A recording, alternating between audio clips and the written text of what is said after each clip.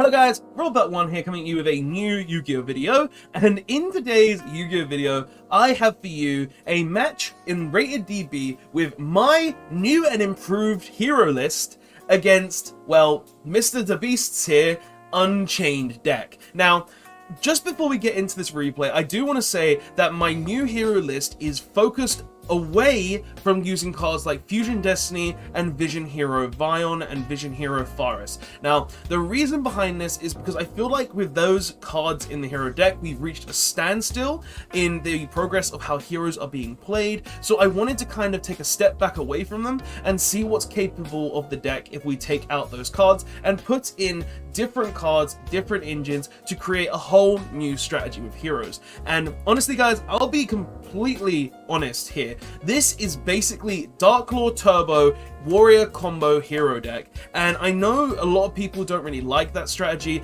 but the biggest weakness that heroes actually have is that they can't end on a board that makes negates, whereas the best thing heroes has going for it right now is Darklaw. So because of obviously Faris and Fusion Destiny lock you from being able to use any other cards but heroes, I was like, okay, put those to the side, let's try something else.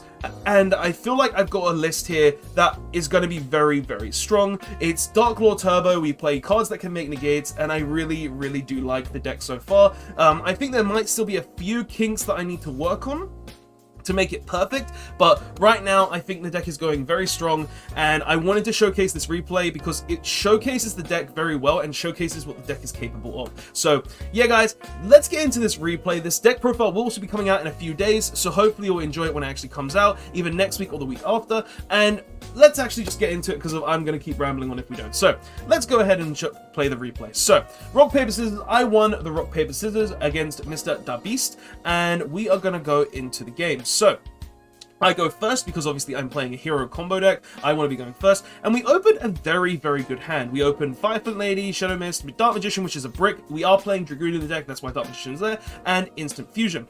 Now, we go ahead and start off with Reinforcements of the Army, and we go ahead and add Neospace Connector. And the reason we're playing Neospace Connector is because Neospace Connector is actually one of the strongest warrior cards in the game, because it allows us to go ahead and get 2 warriors on the board instantly and get us Aqua Dolphin, which also allows us to look at our opponent's hand and discard a card from their hand. Now, we look at their hand, I believe there was no hand traps in the actual hand, so we were just able to discard the weakest monster in his hand and deal him 500 damage, which was his Unchained Soul of Disaster.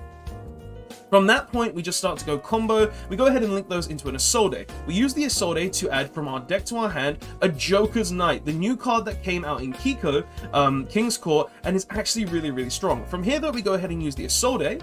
Isolde sending a Infernoble Arms Durandal to grave to be able to summon an Infernoble Knight Renowned. Now, the reason why I'm playing this specific engine in the deck is because as soon as you make this, it guarantees you have 2 monsters on the board to go into anything you want, and Renowned allows you to add any equipped spell to the graveyard from your graveyard to your hand. So basically, this is a 2-card combo, which says, oh, or even a 1-card combo if we have the Neos Connector, that says we make a Solde, we send something to the graveyard, we get the Renowned to go ahead and get an equipped spell from our deck to our hand, while also still having 2 monsters on the board, meaning we go +2 essentially if it's from Neospace Connector, and +1 if we just use 2 different warriors. That's kind of like the idea I had behind this deck, and the good part about this as well is that it gets us to a 5-Foot Lady to summon a Shadow Mist from our hand, which is the most important part of this combo. So let's continue on though. So we go ahead and use the Durandal. We're going to use the Durandal to go ahead and add a 5-Foot Lady from our deck to the hand by accidentally banishing a card as well. We had the 5-Foot Lady, and the reason we did discard the 5-Foot Lady earlier on is because we were able to add a 5-Foot Lady later on in the combo because we do play a couple of copies of it in the deck. So we go ahead and summon the 5-Foot Lady, we declare 5-Foot Lady's effect, sending it to the graveyard to special summon the Shadow Mist, and then we use the Shadow Mist effect to go ahead and search from our deck to our hand a Mask Change. Continuing on, we go ahead and link the Renowned and the Isolde into a Verte Anaconda, and then we use Verte to go ahead and send from our deck to the graveyard the Red Eyes Fusion to go ahead and send Dark Magician and Red Eyes to the graveyard to summon out Dragoon. So pretty much what you see here is we've got a guaranteed Dragoon and Darklaw on the board, basically saying whatever our opponent is playing, they're going to have to deal with a Macro Cosmos, which is really, really strong, a potential Banish from the hand, and an Omni Negate, which just says you can't even destroy it, that can also get bigger, which is very, very good. So, honestly, this is one of the I would say this is one of the weaker boards, because you can actually technically make a lot better boards depending on your opening hand. But it's a very strong turn 1 board against any deck in this format, which is why I like it. So we're going to go ahead and use the Mask Change to summon Darklaw on his Pot of Extravagance. He'll draw 2 cards. We'll go ahead and trigger the Shadow Mist and also the Darklaw, which will allow us to go ahead and search our deck for pretty much anything and just banish a card from his hand. We banish a trap, and we also banish the Pot of Extravagance because he didn't banish it. And we'll add a Liquid Soldier. And just so that you guys know, the reason we're playing Liquid Soldier is because it gives us turn 2 plays after we've actually gone into our combos, allowing us to basically just guarantee an OTK, because 1 Liquid Soldier equals literally, if we got the Verti on the corner on the board still, we got 1 Liquid Soldier in hand. We just normal summon the Liquid Soldier, summon the Shadow Mist back, get another Mask Change to be able to potentially turn it into another Darklaw if we have an additional Warrior summon, and then just go ahead and summon out a Boral Sword, allowing us to go for game. So continuing on from there though, our opponent is going to attempt to play a game, and they just surrendered. See, Unchained are very hard to play when you banish all the cards, because all their effects resolve by going to graveyard. So Darklaw plus Dragoon is basically just a win for me. So continuing on though, we go ahead inside, we talk a bit in the chat. We then go ahead and go into game 2. Game 2, we opened pretty good again. We've opened the Alpha, the Joker's Knight, the Equal, the Rotor. Like, this is an insane hand outside of, like, the Red Eyes Black Dragon, but the Unchained player is going first. So let's see what the Unchained player is going to do. He's going to activate his Pot of Extravagance to be able to draw some cards. So he's going to draw 2 cards from his deck, adding those to his hand. He goes ahead and summons out the Rakiya and sets a card. He's going to pop the Unchained trap that he's set, and he's going to go ahead and get a free special summon from the deck. He's going to summon Samsara, and then he's going to use the Samsara's effect to go ahead and basically set the Unchained escape, and then also destroy the Rakiya, I believe it was. Yeah, he destroys the Rakiya, and he's going to go ahead and summon the Unchained Soul from his deck. And then he's going to go ahead and use these 2, go into the Unchained Rage, so he can go ahead and link during my turn, and then we go into my turn. Now, on my turn, I really didn't have a lot of things that I could do because he had quite a solid board, and I didn't know he had that TT. I'm going to go ahead and summon the Alpha. He's going to go ahead and use the Rage to go ahead and link summon. And he's going to go ahead and summon the Unchained Soul of Anguish. I go ahead and use Reinforcements to the army. Go ahead and add Neospace Connector from deck to hand. We normal summon the Neos Connector, he Ash Blossoms it. So we did have a pretty hard time playing around it, because obviously Ash Blossom is good. So we're going to go ahead and use the Joker's Knight, sending the King's Knight to the graveyard to summon Joker's Knight from the hand. And then we're going to link summon into Isolde. He's going to go ahead and activate TT. We do still get to add a card from deck to hand. We had another Neos Connector for the following turn. And then he's going to go ahead and add the Unchained Souls to hand. He did attempt to activate. I told him he couldn't, because you're unable to do it because it was destroyed in a separate chain, so he can't go ahead and add it if he's just added it back to hand. Go ahead and do that. You can read. I just use Equal here because I wanted to just get the Stratus out of the deck, so it makes the deck thinner and can potentially get us to better cards, such as, like, I don't know, an Equip spell or something along those lines that we can actually use. I go ahead and use the Joker's Knight effect, and this is one of the reasons why I use Joker's Knight in the deck, because having a continuous card that says, oh, put the King's Knight back, put any Light Warrior back to add it to hand, and then just summon it again next turn, always means that you're going to have 2 warriors most of the time in this deck to be able to have a combo, or to have a discard for your Dragoon. Because honestly, Joker's Knight, every end phase can add itself back to hand, and because we use so many Light Warriors such as Connector and Isolde, and also the King's Knight, we're always going to have discard for the Dragoon, or we're always going to have a free monster to summon, which is really, really strong for Joker's Knight to be a card. So he's going to go ahead and use the Samsara now. He's going to go ahead and summon the Rakiya. He's going to pop the Rakiya, summon something from the hand. He's going to summon an Unchained Soul from the hand, and you can only specify Unchained Soul. Let's pretend. I realized that this guy actually cheated this game. So he goes ahead and summons 2 Unchained Souls in the same turn.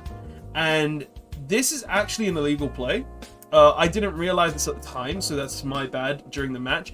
And that's actually upsetting. But he's summoned 2 Unchained Souls on the turn, and he summoned with the Samsara, and he's going to go into his play. So he's going to attack me for 7,500, sorry. And he's going to pop the Unchained Samsara using the Escape of the Unchained, and we go in to pop this. So he did cheat, but I didn't notice it, so it's just like, okay, fair enough. Like, that's one of the things about this game. If you don't notice it, you can't really say anything, and once the game is done, it's done. But anyway, we go into game 3. I obviously lost because he attacked me for 8k in one turn. OTK and Unchained, who knew they could do that? And, well, obviously he couldn't, but yeah, we get the point. and I'm going first. And looking at this hand is insane.